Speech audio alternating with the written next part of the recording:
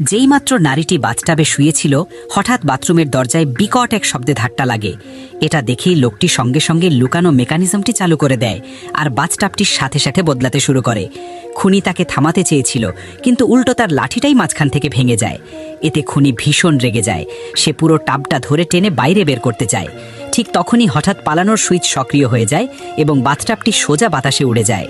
প্রায় 100 মিটার ওপরে উঠে 2 মিনিটের উড়ানের পর সেটি কয়েক কিলোমিটার দূরের একটি হ্রদে গিয়ে পড়ে।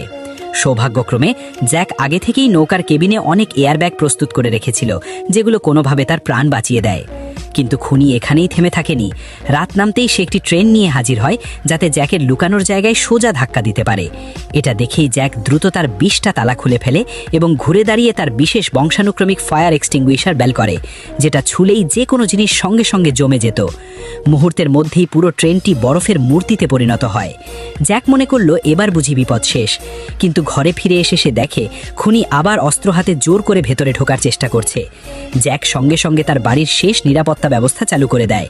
বাড়ির সব জানালা আর দরজা স্টিল গেট দিয়ে বন্ধ হয়ে যায়, কিন্তু সে জোর করে আবার গেট খুলে ফেলে।